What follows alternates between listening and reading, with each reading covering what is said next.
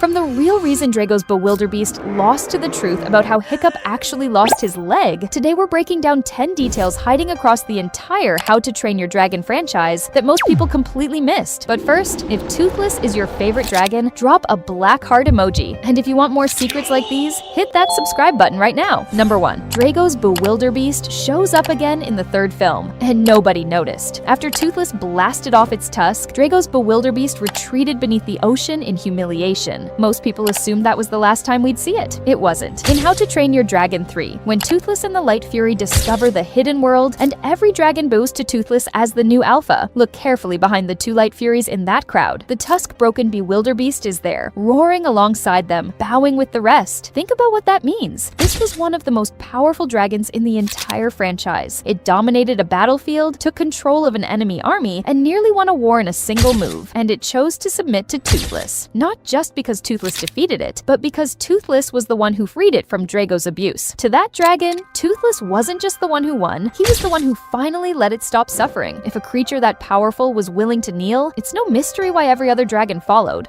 Number 2, dragon reproduction is way more complicated than you'd expect. We see dragon eggs in the hidden world, but the process that leads to those eggs, that's a whole story on its own. Male dragons have to court females first, and it's not easy. They have to match the female's speed in flight just to prove they're worth considering. Then they perform free falls together as a test of trust. Then they have to demonstrate their unique abilities. The female evaluates everything before making a decision. Most dragon species appear to be monogamous once that bond forms. When it's time to lay eggs, the female finds a warm, hidden location. A clutch holds anywhere from 2 to 8 eggs, with shell patterns unique to each species. Here's the detail that genuinely surprised me. The temperature of the nest determines the gender ratio of the hatchlings. Hotter nests produce more males. Cooler nests produce more females. Mother dragons actively manage that temperature to control the outcome. And then there's the Gronkle exception. Gronkle eggs explode. This was discovered when Meatlug laid eggs inside Fishleg's house, and the riders distributed them as gifts across the village. The entire island basically turned into popcorn. So the real question is, if a large number of Gronkles all laid eggs at the same time in the hidden world, would the whole thing just detonate? Number 3, Drago's cruelty is what actually defeated him. Drago came incredibly close to winning, but the reason he lost had been building for years before the final battle even started. When the Bewilderbeast was young, Drago captured it and used starvation and repeated beatings to break it psychologically, forcing it into complete dependency on him. He kept it chained beneath his ships during the voyage. He controlled it with a hooked metal staff during battle. He stabbed that hook directly into its tusk during the fight. And here's the detail sharp-eyed viewers caught. One of the Bewilderbeast's tusks already had a massive crack running through it before Toothless ever fired a single blast. The years of abuse had already structurally compromised it. When Toothless hit that tusk, it didn't break a healthy bone. It finished off something that was already destroyed. Drago built his entire strategy around a weapon he had been quietly ruining for years. His cruelty wasn't just morally wrong, it was tactically catastrophic. He defeated himself. Number 4, there's already a perfect candidate to fix Toothless's tail after Hiccup is gone. Toothless's mechanical tail is more than a prosthetic. It's a symbol of his bond with Hiccup. Even after gaining an automatic tail fin in the second film, Toothless kept the shared mechanical version.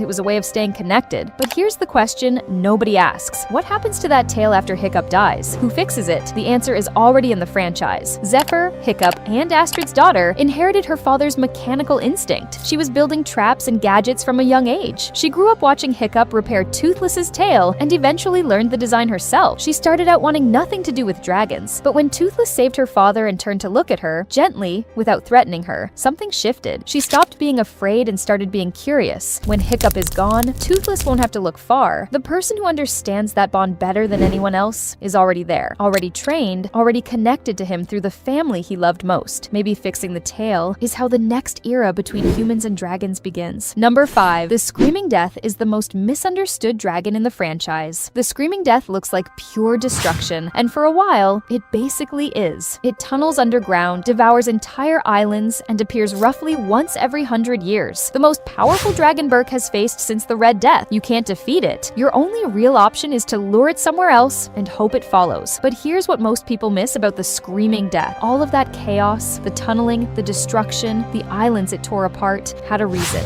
It was looking for its mother. The moment it found her, it completely calmed down. A dragon that was destroying everything in its path, that nobody could stop, that dismantled islands just by existing, turned peaceful the instant it was reunited with the one thing it actually wanted. Fishlegs called it a Titan Wing at one point, Wait, that wasn't accurate. It hadn't fully matured yet, but the misclassification tells you something. This dragon is so extreme it breaks the normal frameworks people use to understand dragons. And somehow, despite everything, it just wanted to go home. Number 6, Toothless didn't save all of Hiccup, and the movie tells you exactly that. Everyone knows Hiccup lost his leg fighting the Red Death, but most people assume it was burned off in the explosion. That doesn't actually hold up. Think about the physics. If fire was responsible, it would have reached his upper body and hair first. He was falling head first. His leg was the farthest point from the initial impact zone. The most logical explanation? Toothless grabbed Hiccup by the leg to pull him close and wrap his wings around him, shielding him from the blast. He saved Hiccup's life and accidentally took his leg in the process. And the movie confirms it. In How to Train Your Dragon 2, Hiccup says it directly. Crazy thing is, I'm actually the one who shot him down. Hey, it's okay though. He got me back, right bud? You couldn't save all of me, could you? You just had to make it even. So, head,